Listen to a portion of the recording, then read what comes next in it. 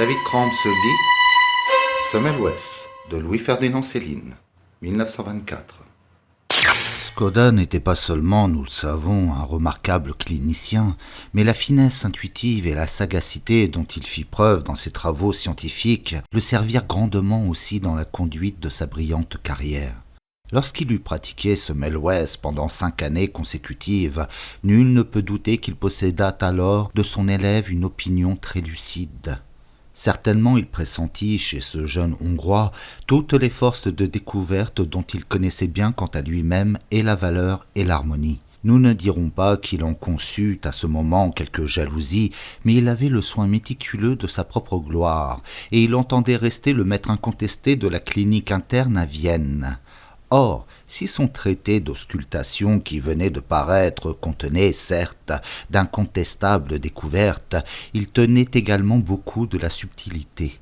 Ses adversaires ne se gênaient point pour le faire entendre, et chaque jour, il devait défendre ses opinions scientifiques dont rien ne paraissait encore ni prouvé ni admis.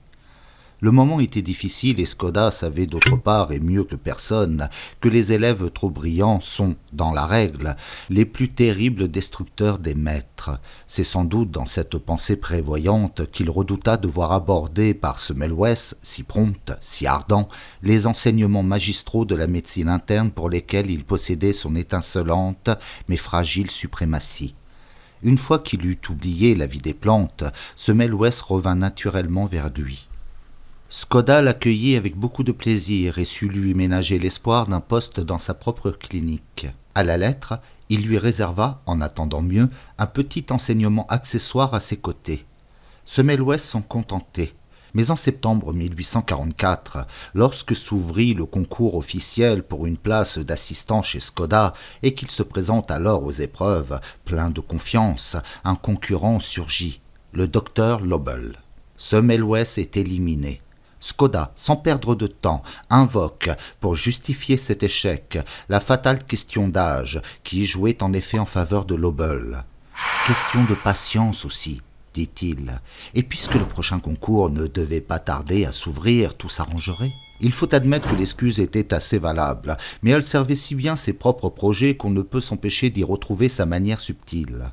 Cependant, qu'on n'en aille point pour cela juger sévèrement sa sincérité à l'égard de Semmelweis. Certes, il l'aimait toujours, mais selon certaines règles de prudence et d'éloignement dont il ne voulait point se départir. Peut-être eut-il raison. On peut aimer la chaleur du feu, mais personne ne veut s'y brûler. Semmelweis, c'était le feu. Enfin, nous le trouvons plus ou moins bien consolé, attendant dans l'ombre de Skoda que son tour vienne à la lumière. Il y serait encore demeuré ainsi quelques années sans doute si Rokitansky, que ses travaux du moment sur l'infection amenaient au contact quotidien de la chirurgie, n'avait entraîné Semmelweis et son enthousiasme de guérisseur dans cette carrière où tout était alors ignorance et désastre. Il faut en effet se souvenir qu'avant Pasteur, plus de 9 opérations sur 10 en moyenne se terminaient dans la mort ou par l'infection, qui n'était qu'une mort lente et bien plus cruelle. On conçoit qu'avec des chances aussi minimes de succès, on n'opéra que fort rarement. Un petit nombre de chirurgiens, d'ailleurs presque superflus, se disputaient alors les 3 ou 4 situations officielles de Vienne. C'est dans leur milieu que Semmelweis eut le premier dégoût de cette symphonie verbale dont on entourait l'infection et toutes ses nuances. Elles étaient presque innombrables. C'était le jeu du talent d'expliquer la mort par le pu bien lié, pu de bonne nature, le pu louable. Au fond, fatalisme à grands mots, sonorité d'impuissance. Chacun de ces chirurgiens, trop content d'être arrivé aux rares honneurs qui lui étaient permis, se soucie peu de sincérité. À part Rokitansky, dans le groupe de ces gens, l'avenir des hommes a peu d'espoir. L'optimisme naturaliste de Semmelweis dont ruisselait sa thèse fut soumis à une rude épreuve. Il ne l'oubliera jamais. Et c'est vers la fin de ces 2 années passées dans la chirurgie qu'il écrivit, avec cette pointe de hargne par laquelle se caractérise déjà sa plume impatiente. « Tout ce qui se fait ici me paraît bien inutile. Les décès se succèdent avec simplicité. On continue à opérer, cependant, sans chercher à savoir vraiment pourquoi tel malade succombe plutôt qu'un autre dans des cas identiques. » Et parcourant ces lignes, on peut dire que c'est fait, que son panthéisme est enterré, qu'il entre en révolte, qu'il est sur le chemin de la lumière. Rien désormais ne l'arrêtera plus. Il ne sait pas encore par quel côté il va entreprendre une réforme grandiose de cette chirurgie maudite, mais il est l'homme de cette mission, il le sent, et le plus fort est qu'un peu plus, c'était vrai. Après un brillant concours, il est nommé maître en chirurgie le 26 novembre 1846, mais aucune vacance ne se dessinant dans les chaires possibles, il s'impatiente, et d'autant plus que les subsides qu'il recevait de sa famille se font rares, que ses parents le pressent d'achever ses études pour s'établir dans une clientèle, car il redoute d'être bientôt dans l'impossibilité de subvenir à ses besoins. Son père était tombé malade. L'épicerie, sans doute de ce fait, avait perdu une partie de sa prospérité. Il confie ses pauvres soucis à ses maîtres, qui à l'instant mettent à contribution tout leur crédit auprès du ministre. Les événements se précipitent. Puisque la chirurgie n'offre aucune disponibilité, c'est du côté de l'accouchement qu'on se tourne. Klein réclame un assistant. On lui offre Semmelweis. Mais celui-ci n'avait pas les diplômes voulus.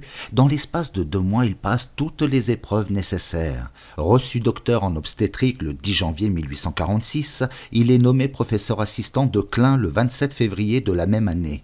Désormais, il va faire partie des cadres de l'Hospice général de Vienne, dont le professeur Klein dirigeait une des maternités. Intellectuellement, ce Klein était un pauvre homme, rempli de suffisance et strictement médiocre. Tous les auteurs ont insisté longuement sur ses caractéristiques.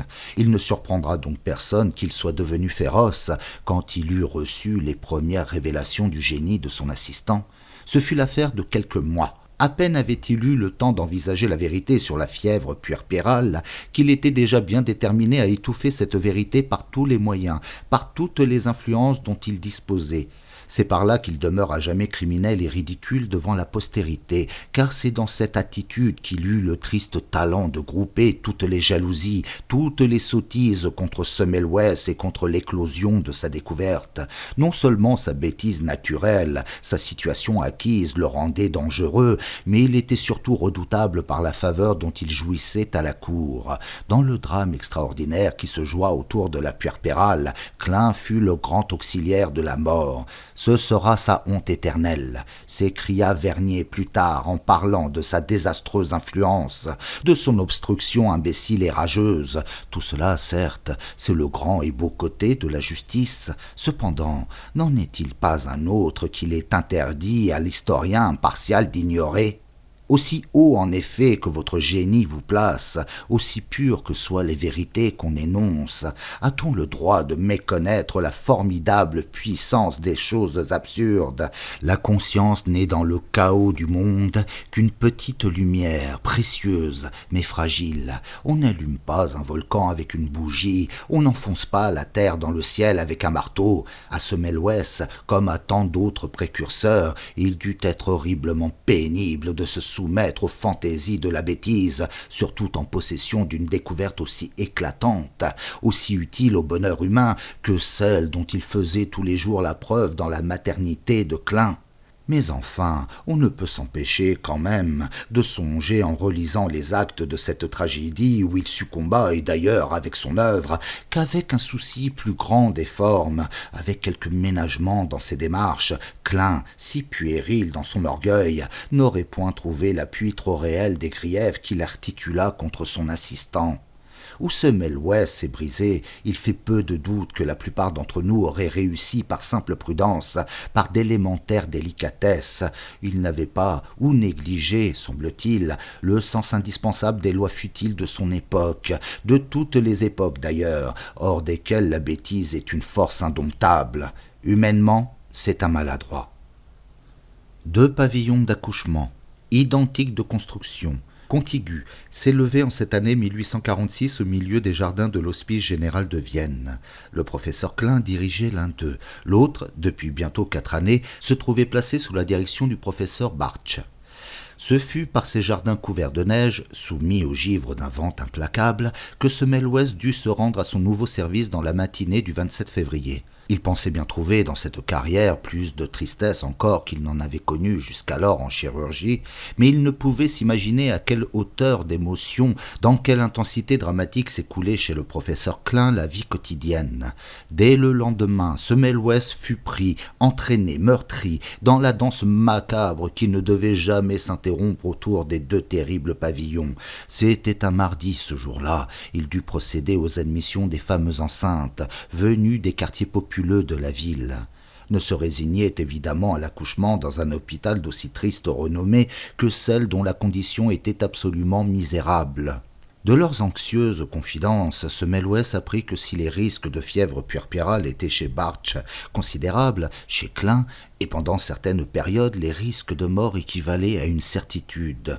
Ces données, qui étaient devenues classiques parmi les femmes de la ville, constituèrent dès ce moment le point de départ de Semmelweis vers la vérité. L'admission des femmes en travail se faisait alors par tour de 24 heures pour chaque pavillon. Ce mardi, quand 4 heures sonnèrent, le pavillon Bartsch ferma ses portes, celui de Klein ouvrit les siennes. Au pied même de Semmelweis se déroulèrent alors des scènes si poignantes, si sincèrement tragiques, qu'on est surpris en les lisant, et malgré tant de raisons contraires, de ne point avoir un enthousiasme absolu pour le progrès. Une femme, raconta-t-il plus tard à propos de cette première journée, est prise brusquement vers 5 heures de l'après-midi de douleur dans la rue. Elle n'a pas de domicile, se hâte vers l'hôpital et comprend aussitôt qu'elle arrive trop tard. La voici suppliante, implorant qu'on la laisse entrer chez Bartsch. Au nom de sa vie qu'elle demande pour ses autres enfants, on lui refuse cette faveur. Elle n'est pas seule. À partir de ce moment, cette salle d'admission devient un bûcher d'ardente désolation, où 20 familles sanglotent, supplient, entraînant souvent et par force la femme ou la mère qu'ils amenaient. Ils préfèrent presque toujours la faire accoucher dans la rue, où les dangers sont vraiment beaucoup moindres. Chez Klein ne vont en définitive que celles qui parviennent à ces derniers instants, sans argent, sans soutien, pas même celui d'un bras pour les chasser de ce lieu maudit. Pour la plupart, ce sont les êtres les plus accablés, les plus réprouvés par les mœurs intransigeantes de l'époque. Ce sont presque toutes des filles-mères. Dans le destin de Semmelweis, où les grands malheurs semblent pourtant familiers, les chagrins tombent parfois si lourdement qu'ils s'estompent dans l'absurde. À peine vient-il en effet de prendre ce contact initial et douloureux avec ses nouvelles fonctions, à peine s'est-il assez éloigné pour ne plus entendre les gémissements de celles que l'heure condamne, que 2 lettres lui sont remises, l'une lui annonçant la mort de sa mère et l'autre celle de son père décédé quelques jours plus tard. Dans le récit de cette existence, on paraît épuiser toutes les expressions du malheur. La terminologie à laquelle il faut sans cesse avoir recours pour l'accompagner dans son œuvre semble provenir tout entière de la lourde tenture des phrases funéraires. Mais les faits furent encore plus sombres si possible que leur description. Cette fatalité lugubre qui règne chez Klein l'entoure désormais. Elle écrase les hommes, les femmes et les choses qui s'agitent dans ce périmètre. Lui seul se refuse au destin et n'en est pas écrasé, mais il en souffre plus que tous les autres, dans tous les temps, à Vienne aussi bien qu'à Paris, à Londres comme à Milan. Eux tous ont, tôt ou tard, courbé la tête sur le passage du fléau puerpéral. Hypocritement, dans l'ombre indifférente, ils ont pactisé avec la mort. Et si les plus savants se réveillent encore de temps en temps par des propos subtils, c'est qu'ils ont épuisé les petites ressources de leur petit talent, et comme ils n'arrivent jamais à rien, ils retournent bientôt dans la ronde officielle. La fièvre des accouchés, divinité terrible, détestable, mais tellement habituelle. À force, elle paraissait dans l'ordre de ces catastrophes cosmiques, inévitables. Les pieux et méprisables routiniers l'envisageaient, sans trop l'avouer, comme une espèce de tribut douloureux que payaient souvent les femmes du peuple à leur entrée dans la vie maternelle. Parfois d'autres, soustraits à l'accoutumance professionnelle, s'indignent, s'affolent, font grand bruit. C'est alors que des commissions furent nommées. Elles réunirent toujours des savants responsables. Que c'est un jeu facile de représenter ces commissions successives, interminables, de façon ridicule, essayons plutôt d'estimer leurs efforts. Ils furent 20, comme à l'habitude pendant la recrudescence puerpérale de 1842 chez Klein, lorsque 27% des accouchés succombèrent en août, 29% en octobre de la même année, et qu'on atteignit même la moyenne de 33 décès sur 100 accouchements dans le mois de décembre. Bien d'autres commissions s'étaient effondrées sur ce même problème de tous les temps. Parmi toutes celles qui se réunirent, l'une des moins inefficaces fut encore peut-être celle que Louis XVI convoqua pendant l'épidémie puerpérale de 1774, qui décima l'Hôtel-Dieu de Paris. En cette occasion, ce fut le lait qu'on incrimina, et le Collège des médecins de Paris fit proposer au roi, comme remède à cette épidémie, la fermeture de toutes les maternités, ainsi que l'éloignement des nourrices. Ce n'était pas très bien, ce n'était pas très mal. À Vienne encore, au mois de mai 1846, une commission d'Empire fut convoquée d'urgence, les statistiques accusant cette fois des séries mortuaires de 96% chez Klein. Que penser de tous ceux qui constituaient ces commissions? Étaient-ils donc personnellement aussi ignorants, aussi incapables surtout que les remèdes qu'ils proposaient? Nullement. Mais ils n'avaient pas de génie, il en fallait beaucoup pour débrouiller les écheveaux pathologiques avant que Pasteur n'eût prêté sa lumière aux médiocres.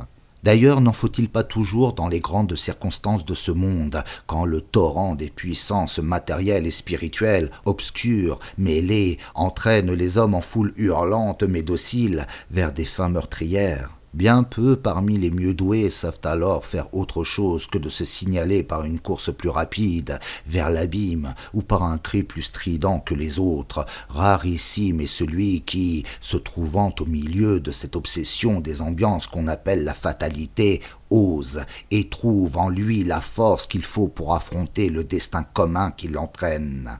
Dans l'ombre, il trouvera la clé de mystères auparavant redoutables. Presque toujours celui qui la veut avec assez de foi la découvre, car toujours elle existe, et devant son audace, le torrent des fatalités se détourne vers d'autres ignorances jusqu'au jour d'un autre génie.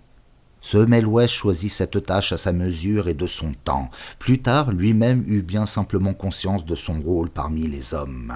« Le destin m'a choisi », écrit-il, pour être le missionnaire de la vérité quant aux mesures qu'on doit prendre pour éviter et combattre le fléau puerpéral. J'ai cessé depuis longtemps de répondre aux attaques dont je suis constamment l'objet. L'ordre des choses doit prouver à mes adversaires que j'avais entièrement raison, sans qu'il soit nécessaire que je participe à des polémiques qui ne peuvent désormais servir en rien au progrès de la vérité.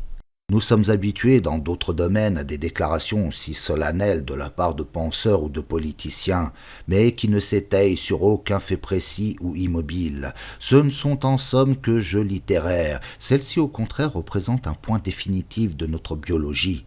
Mais revenons à l'époque où nous avons quitté Semmelweis, c'est-à-dire vers 1846. Il est loin d'avoir encore cette sécurité magnifique. Dans l'instant, au contraire, autour de lui, tout est contradictoire, incohérent. Il cherche dans les rapports de la commission impériale. Pas un seul des remèdes éventuels qu'elle indique et dont on tente l'application pratique ne donne un résultat, même pas un commencement d'espoir. Semmelweis est donc livré à ses propres ressources. C'est alors qu'il procède par élimination successive du passé, enlevant terreurs et mensonges qui recouvrent la vérité, les uns après les autres, les rejetant au loin comme des feuilles mortes qui étouffaient la fleur qu'il cherche. Il marquera d'une pierre initiale et une fois pour toutes le point de départ de son esprit vers la découverte. On meurt plus chez Klein que chez Bartsch. Tout le monde avant lui l'avait remarqué. Personne ne s'y était arrêté aussi formellement. Lui juge que c'est le seul fait acquis dans le cours de cette tragédie où tout est obscur. C'est toujours de là qu'il partira et c'est encore là que toujours il reviendra sur lui-même. Pourtant, 100 pistes qu'on lui propose s'offrent pour l'égarer, il s'y refuse. Enfin, quand, à force de persuasion et souvent, hélas, de brutalité, il a fini par soumettre ceux qui veulent ou feignent de vouloir l'aider à ce point de départ, les solutions affluent.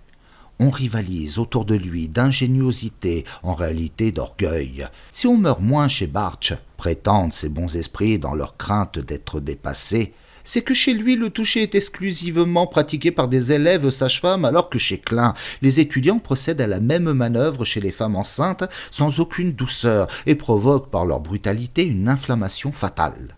On tenait alors fermement à l'inflammation comme étiologie de la fièvre puerpérale. « Hurrah ! Le monde était sauvé !» Semmelweis saisit aussitôt l'occasion offerte par ses émules et passe aux déductions pratiques. Les sages-femmes dont le stage s'accomplissait chez Bartsch sont échangées avec les étudiants de Klein. La mort suit les étudiants. Les statistiques de Bartsch deviennent angoissantes et Bartsch, affolé, renvoie les étudiants d'où ils venaient. Semmelweis sait à présent, et les autres aussi s'ils le veulent, que les étudiants jouent un rôle de première importance dans ce désastre. C'est beaucoup. C'est ce qu'il faut pour qu'un déluge de conseils s'abatte sur lui, même Klein, qui commence à s'inquiéter des révolutions que son assistant veut provoquer dans son fief maudit.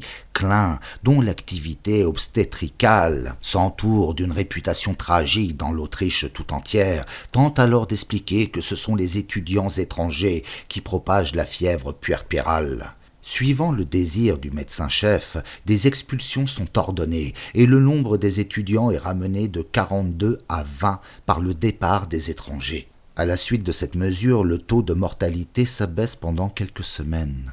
Qu'on veuille bien songer à ce qu'une petite amélioration de cette sorte peut être déroutante pour celui qui observe avec passion la surface de l'inconnu, que l'esprit du chercheur s'y arrête plus qu'il ne faut, qu'il se perde en inutiles déductions, et voilà le pauvre chariot de la recherche hésitant, chaotique, embourbé pour longtemps, pour toujours peut-être.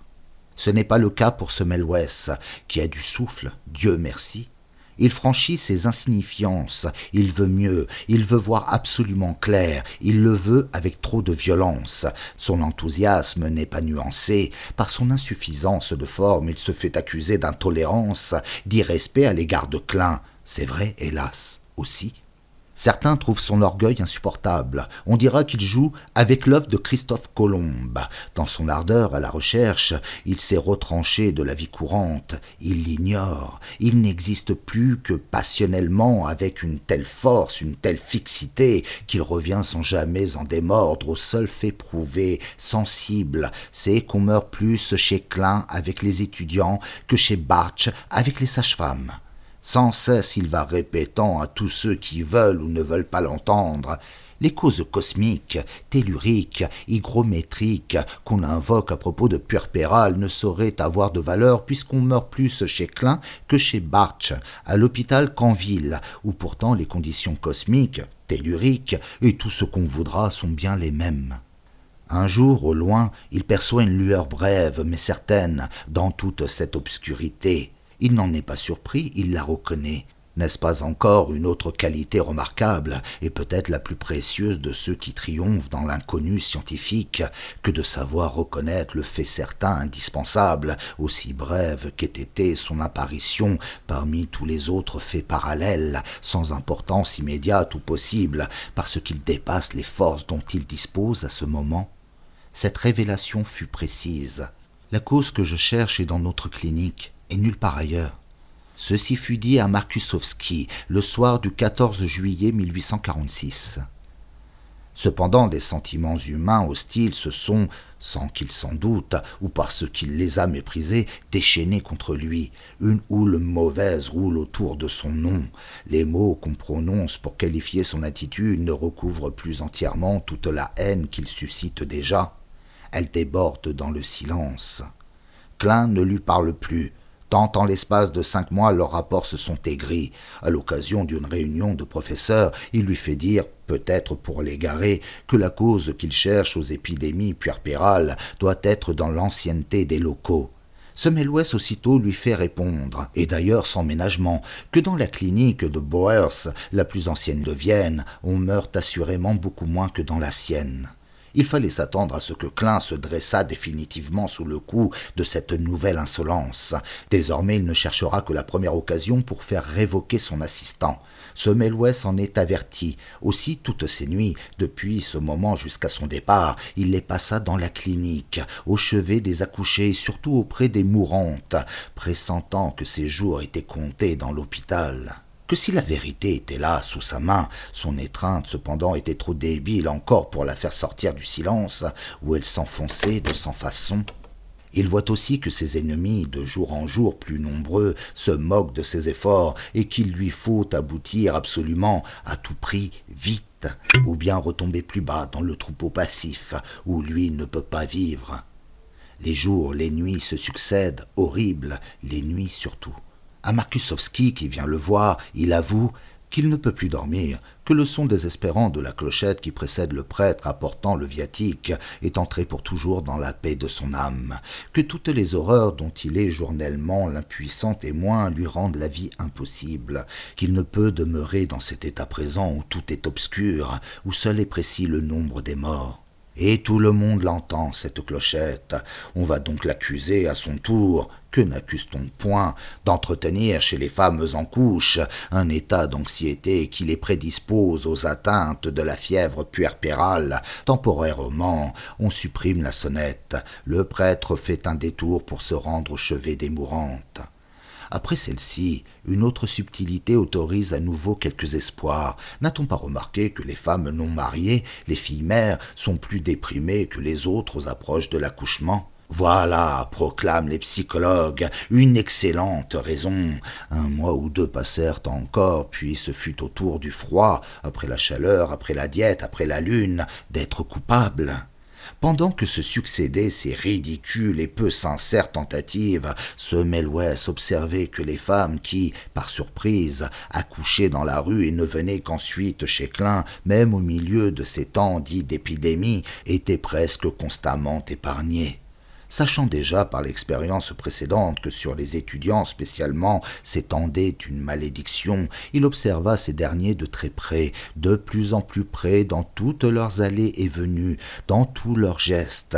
En même temps, il se souvint, et d'autant mieux qu'il avait longtemps vécu chez Rokitansky au milieu des dissections, de ces coupures cadavériques souvent mortelles que se font ces mêmes étudiants avec des instruments souillés. Ses idées se précipitent. Dans les jours qui suivent, il demande à Rokitansky de lui adjoindre le docteur Lautner afin qu'il puisse pratiquer à ses côtés des autopsies et des coupes de tissus cadavériques, sans avoir d'ailleurs de cadre préconçu pour ses recherches histologiques. En somme, des expériences pour voir, comme le dira plus tard Claude Bernard. À cet instant, il est si près de la vérité qu'il est en train de la circonscrire. Il en est encore plus près quand il imagine de faire pratiquer le lavage des mains à tous les étudiants avant qu'ils n'abordent les femmes enceintes. On se demande le pourquoi de cette mesure. Elle ne répondait à rien dans l'esprit scientifique de l'époque. C'était une pure création. Toujours est-il qu'il fit disposer des lavabos aux portes de la clinique et donna l'ordre aux étudiants de se nettoyer soigneusement les mains préalablement à toute investigation ou manœuvre sur une parturiente. Mais, insouciante d'abord, devenue hostile ensuite, la routine, qu'il avait trop négligée, l'attendait pour le frapper dans son essor. Elle entra le lendemain dans les pas de Klein. Semmelweis l'entretint dès son arrivée à la clinique, de la mesure de propreté qu'il voulait faire prendre par les étudiants. Il lui demanda aussi de s'y soumettre personnellement. En quels termes la proposition fut-elle faite ? Évidemment, Klein demanda une explication de ce lavage préalable qui lui parut, a priori, tout à fait ridicule. Sans doute songea-t-il même à une vexation. Semmelweis, d'autre part, était bien incapable de lui fournir une réponse plausible ou une théorie convenable, puisqu'il voulait tenter le hasard. Klein refusa net. Semmelweis, énervé par tant de veillées épuisantes, s'emporta, oubliant le respect qu'il devait, malgré tout, au plus mauvais de ses maîtres. Certes, l'occasion était trop belle pour que Klein ne s'en saisît pas. Le lendemain 20 octobre 1846, Semmelweis fut brutalement révoqué. Dans les 2 pavillons, la fièvre, un instant menacée, triomphe.